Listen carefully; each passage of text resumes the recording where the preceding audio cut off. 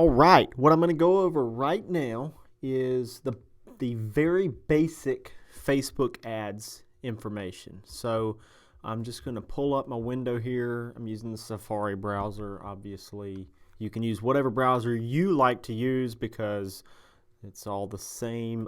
Used to, they wanted you to use Chrome to get the most out of the Facebook ads, platform, but now they're pretty much working on any browser you want to use. So, a couple of things. Most people are going to be used to going into Facebook like so. You have your facebook.com here, and let's see here. So what you're going to do is you would have pages that you manage here, and you can go in and create pages, manage pages, and you can create and manage ads, which is fine. You can go through that. That is your personal ads account, okay?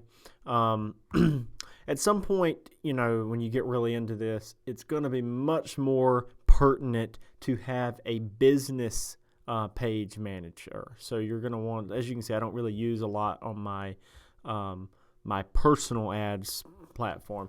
But if you set you up a business.facebook.com account, you can do a lot more. You can manage multiple pages, and you can create multiple ad accounts. So if I go into here, I click this little cheeseburger, as we call it, a little 3-line thing by Business Manager, and I can go to Ads Manager, Billing Pixels. I can also click this other thing here, and there's all sorts of features that we'll go over in other courses later on. Ads, right here, I'm going to go to the Ads Manager and just go through creating ads, the concept, and we're going to get down to it. And this is not an in-depth portion. Later on in some of the steps in our course, we're going to go over the more in-depth, different types of ads, what works, what doesn't work, what I've seen work, and go over it as much as possible. So, getting down to it, we're going to look at just different ads. Okay, we're not really looking at the ads that are running in here right now. What we're looking at is the account overview for different ads accounts. And what you see is you have all kinds of numbers that are very, very confusing and make you think, oh my goodness, what have I gotten myself into? But you don't have to worry about that. We're just going to try to simplify it right now. So you can see I have 3 Facebook ad accounts on here. So looking at different ones here, these are different amounts. It shows the amounts you've spent on those ad accounts. It shows you if you go into the campaigns tab, you have the ones that are currently running, the ones that are inactive right now. And then you further get into it and you see different ad sets. And this is within campaigns. You can have different ad sets. Like if say I had one campaign and it was a health insurance ad or a car insurance ad or whatever. Within ad sets, I can break that down into different age groups or different demographics that I'm doing. And that way I can see what my cost for results and different demographics are, and make sure that I'm focusing my marketing dollar where I'm getting the biggest bang for my buck. It's pretty much the only advertising platform that I've seen that allows you to really, really test that out without doing a whole lot of research by surveying your customers and so forth. And then when you get into this tab here, you're actually down into the individual ads. This is the ones that are showing you the images or videos of what that ad is showing. So within ad sets, you can actually break it down into different ads. So like say I wanted to do all 30 to 64-year-olds for car insurance, but I'm using 10 different pictures, and I want to see which picture is working the best, or which video is working the best, or which version of a video is working the best. All sorts of things. You don't have to do any of that. I'm just showing you what's possible. But what I am going to do is I'm going to go back over here to this account, and I'm just going to walk you through setting up an ad. So you go through Business Manager. A lot of people that have done Facebook ads have probably done something like this. It's called a post boost. So you might have gone through you've gone through your page. Let's see here. I'm just going to pull up a post and show you what I'm talking about. You have Here we go. You have like a button here. It shows how many people have been reached on here and blah, blah, blah. But you can click Boost Post. In that, used to, I wouldn't have recommended ever doing Boost Posts. Now there is a purpose for it, but you want to have a strategy. But it isn't the most effective advertising way in Facebook. It doesn't give you all the same targeting options, but maybe if you're trying to just engage your audience, it's a quick way to pump a little money into a post and get your page followers to drive a little bit of engagement and traffic to some sort of post. However, that's the way that I think a lot of people do it that don't understand Facebook ads. So we're gonna go back and show you the other way, the right way to do it. Okay. So what I'm looking at here is, that's the wrong part. Okay. What I'm looking at here is this button here, this green button, create. Okay. That's how you're going to start an ad from scratch. All right. Now, when you first open it up, you're going to have options. You got awareness column, brand awareness, reach. You're going to have under consideration traffic. That is sending traffic to somewhere. And like an external page, you might send them to a blog post, you might send them to a lead page or a capture page or a funnel. You might do there's all kinds of things you can send them to, and there are reasons to send them to those places, like using pixels, which we'll go over later, to capture their IP address so that you can retarget them. For those of you that don't know, you see all those Amazon ads when you get on the internet, and you think, how in the world do they know to find me on Facebook for something that I looked for 2 weeks ago, like a steam cleaner on Amazon, whatever. They're capturing your IP address. Some of you may know that, some of you don't, but that's what they're doing, and we can do that using pixels. Next option here is engagement. This option is about getting as Facebook's algorithms, they have a computer within them that is just constantly learning information about what information you want versus the information that they have available on their platform that they know about their users. Now, they won't tell you this information about their users, but they will share it. So,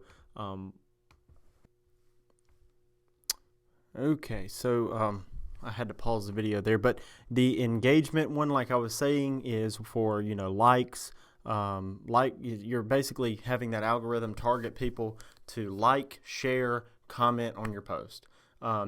This is good for a number of reasons. One is, like I've been saying, you need good engagement on your page for all kinds of reasons. Social proof. The concept of social proof is that when you run any kind of ad, if people look at your page and it's dead, then they're not really going to trust you. They're just going to think you're some sort of scam artist or something.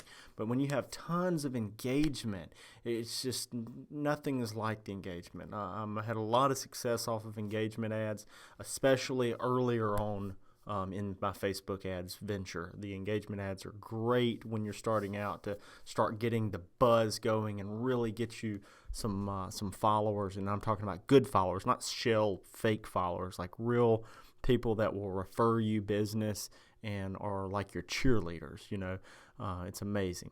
App installs doesn't really apply to us unless you really want to you have some sort of app you're promoting. Video views is great for getting extremely cheap video views. If you want as many people to see you as possible, that's a great way, because you can typically get a video view for a penny. So a dollar is almost 100 video views. Sometimes it's 2 cents, but you can have. You ever saw people with millions of views, and you thought, how in the world do they have millions of views on that video? They probably pumped some money into it. It's just you can pay to play. Video views, and video views can be great if you do an educational video view that makes you look like a normal person. Don't go over the top. Of course, we're going to talk about video editing here in just a minute, but don't go over the top with your video editing, and just do a very mundane, normal video for them. So that's a good one. Lead generation. This is a very important one. This is a very amazing thing that Facebook has. that really can work, and it kind of depends on how your agency is set up as to whether this is a really good fit for you. But if you have the capacity to call these, and especially if you have the money, a lot of money to pump into ads with agents who are going to be responding quickly, what this does is it creates it has a lead form built into the ad. So say you show them a picture or a video, and they click get quote or apply now, or whatever, learn more, and it pops up a lead form that uses the information in their Facebook profile, their phone number, their gender, their name, their email, and whatever else they have in the profile, and you can put different things on the form, but it's going to use that information to pre-populate that form. So then all they have to do is click get quote, it opens the form, and then it'll have their information already typed into it. All they got to click submit. So you're literally you have two buttons between you and having their information, including their phone number, so you can call them.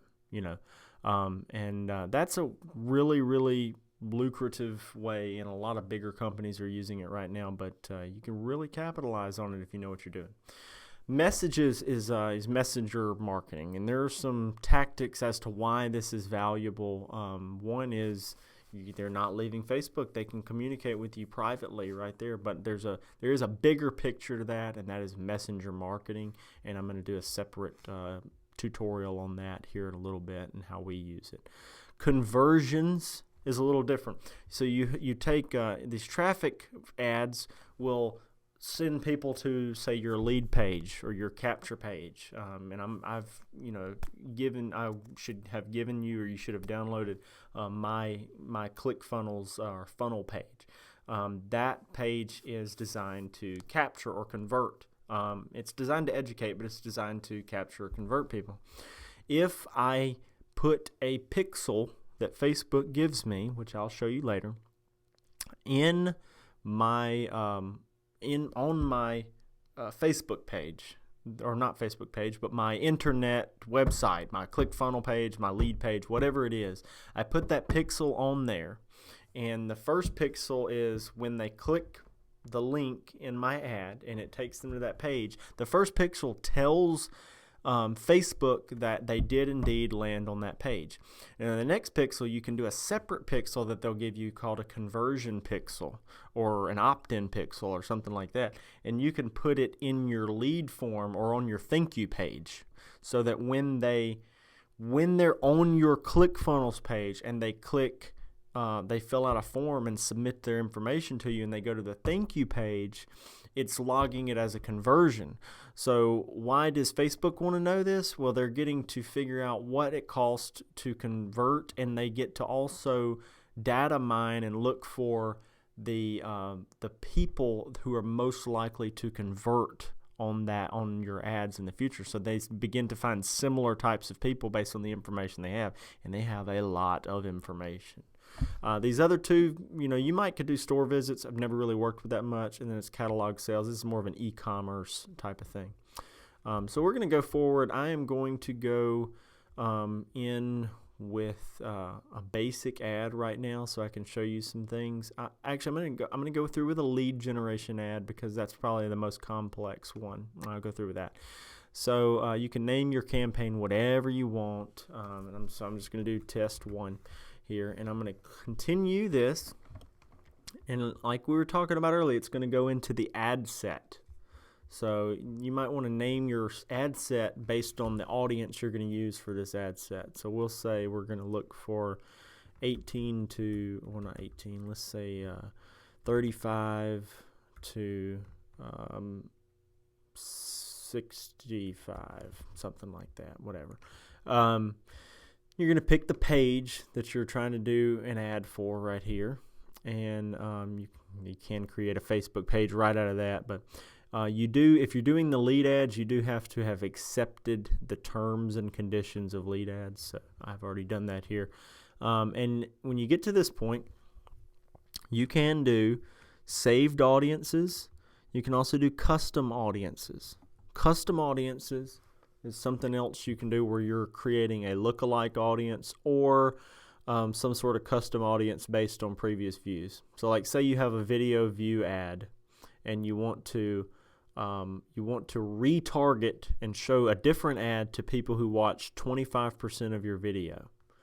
Well, like I have one of those right here. So I can show an ad to people who have watched at least 25% of my videos in the last 30 days. And you can set that ad up in publishing tools, which we'll go over later. If you have any questions, you can let me know. But you can send this to a custom audience. But we're going to talk about just a general audience for a regular ad right now. And so general audience would be built like this. So location setting here, you have everyone in this location, people who live in this location, people recently in this location, or people traveling in this location. I normally use people who live in this location. That means that Facebook has marked down their living in this area or this location. Either they've put that information in there, or the IP addresses track them in that location for a substantial amount of time. As far as the locations, you can be as broad as United States. You can go anywhere in the world, or like you can hone in on, let's say, let's do Hoob.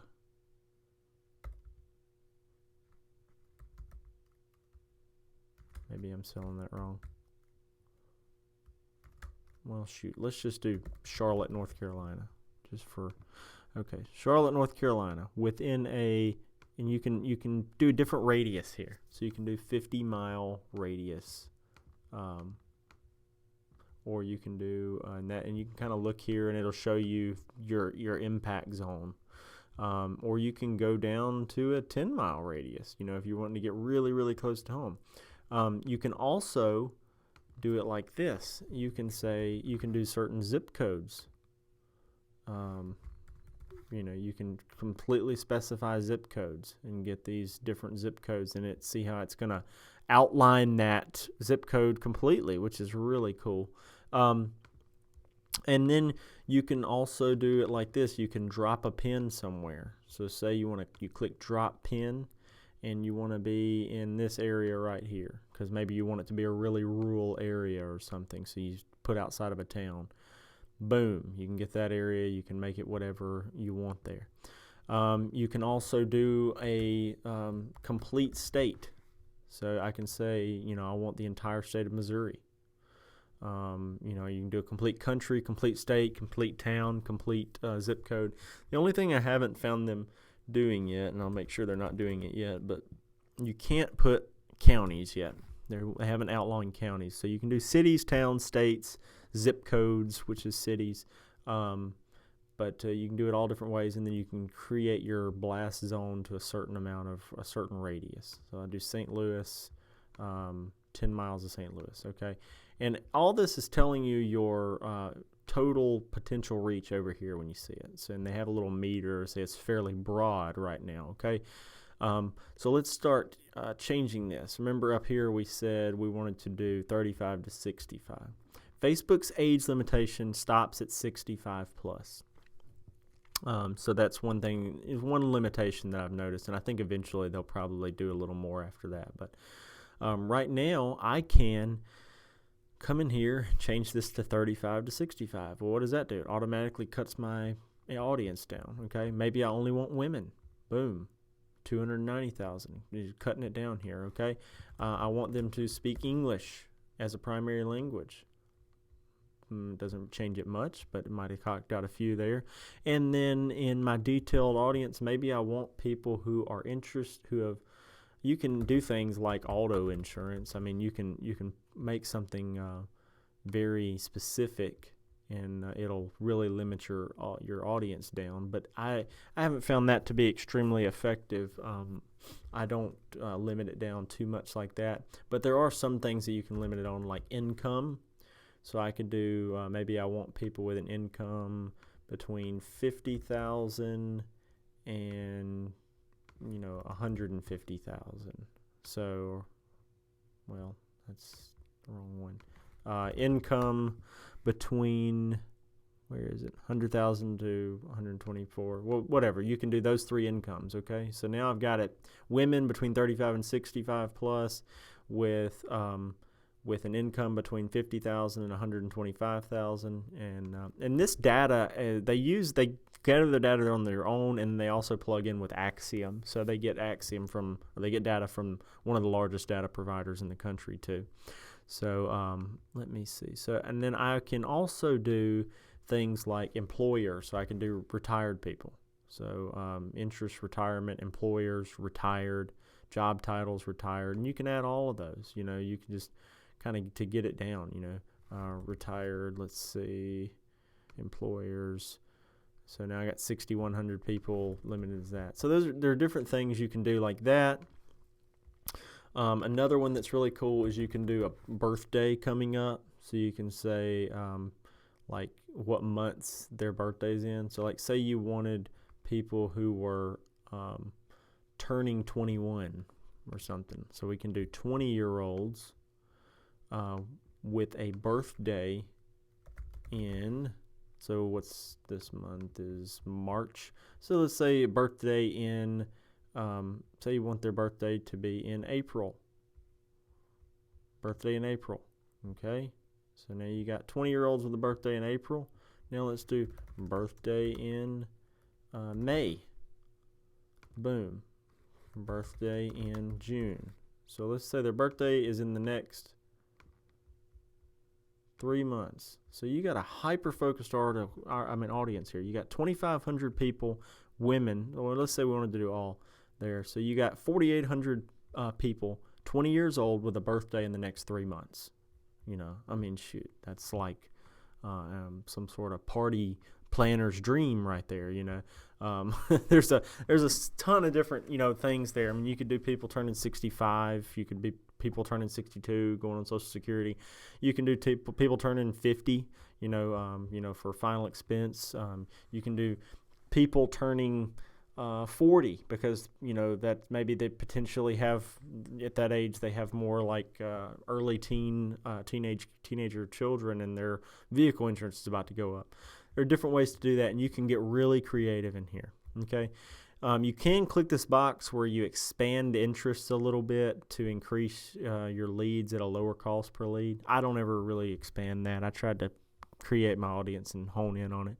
Now, when you go down here, in my experience is I would leave this as all devices recommended.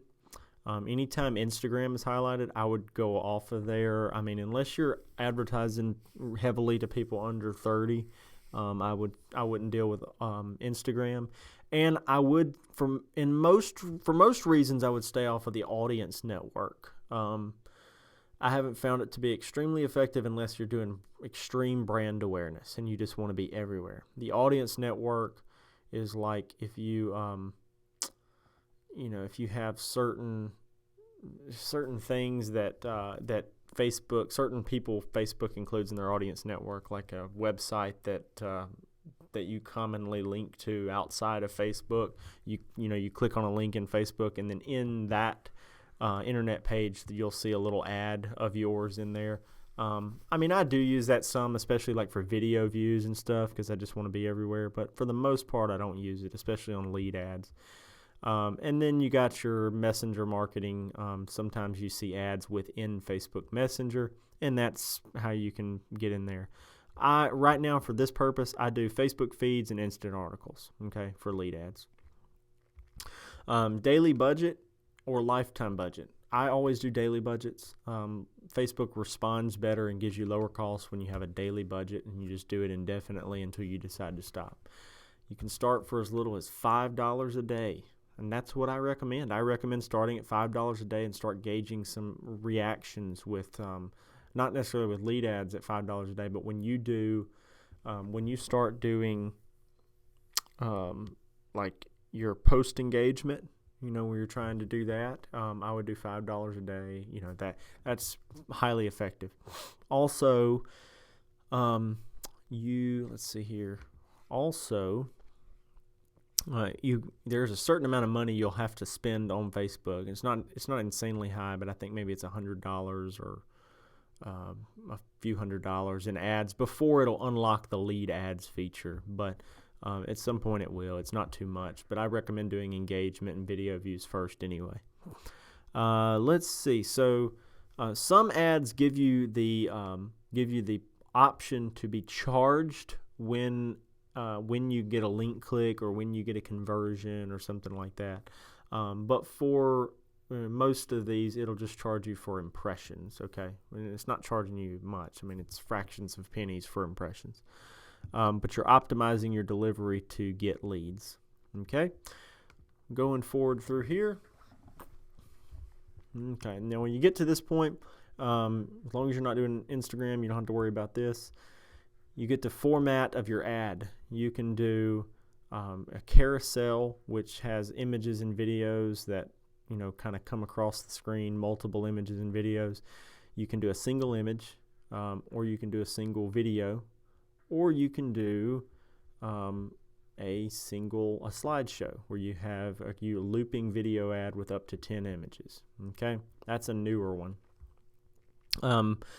This single, let me take a drink. With this single image, one of the cool things about that is you can go in here to free stock images, and within here you can go to your page images as well. So you can pick images on your page and you use them, or you can go to stock images and type in like, let's say, auto insurance. See what it pulls up here.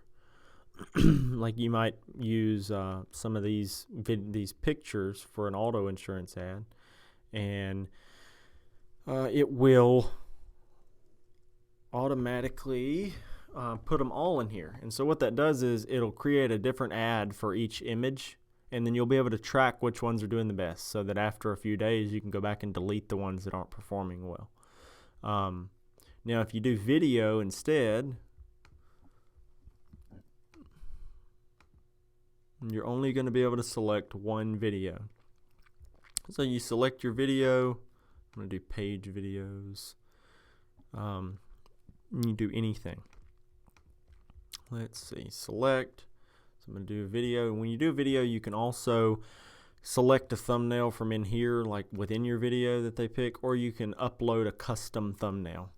The big important thing here in your video ads is that you in the video ads, the most important thing is that there's not a lot of text on the image, because if you have a lot of text on the image of the video, it can lower your cost per result. It makes it harder to get your video and your information shown to your audience. So I look really goofy in that picture.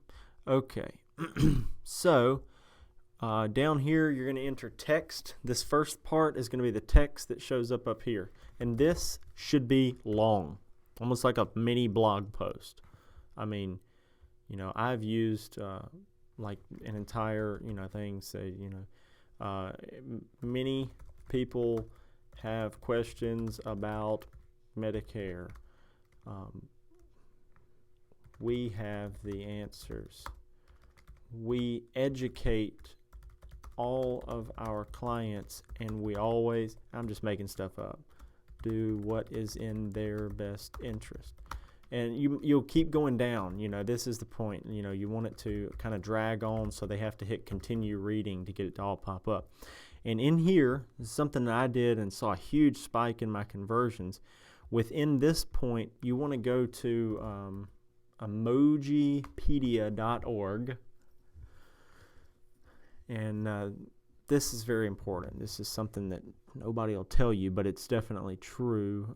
You can put emojis in your text, and the reason you would do this is, for some reason, people just notice it more. I've used different ones, but you can use you can use this warning one here. Let's see, copy the warning one. So you click copy, and when you're in this ad, you just paste it there. So like paste, boom, and you can paste it over and over and over again, and have it, and so when people see that in their ad, it's catching their eye. It just does. It works very well. You might have noticed people are doing it in email marketing now, so you get emails and there'll be like a little smiley face in the subject line. That's a totally new tactic, and eventually it'll probably stop working so well, but right now it is working pretty well. So that's the part you put there. Now when I go down to Display link, this is something that, it'll change this link here. I don't really think that's insanely necessary. Headline is not going to be anything real big, but if you're doing a lead ad, the call to action I like to use is get quote. And what I'll like to do is say, where is this thing?